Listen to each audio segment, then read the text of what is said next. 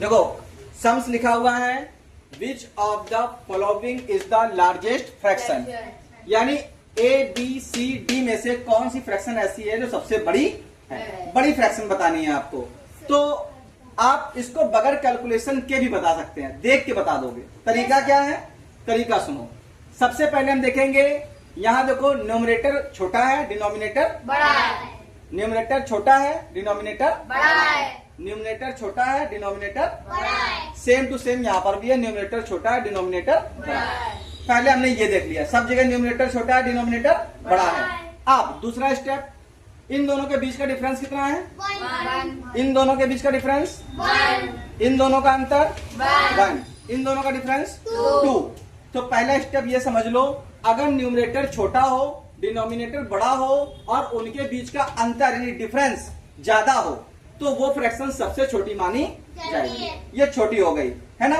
अब अगला स्टेप ये है कि जब कभी सब में सेम अंतर है, यहाँ 1 डिजिट का अंतर है, यहाँ 1 डिजिट का अंतर है, यहाँ पर भी 1 डिजिट का अंतर है, यहाँ 11 है, यहाँ 10 है, यहाँ 10 है, यहाँ 9 है, यहाँ 6 है, यहाँ पे 5 है, ऐसा है।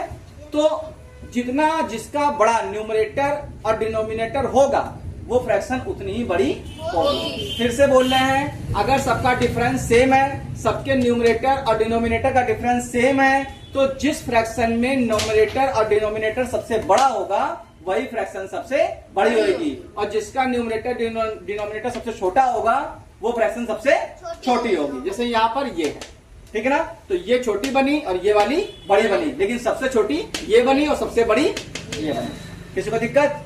फिर से बोले, आई बात सुन में। और आप चाहो तो इसको कैंसिल भी कर सकते हो, डिवाइड दे भी सकते हो, डेसिमल में निकाल सकते हो, ठीक ना, भाग भी सकते हो।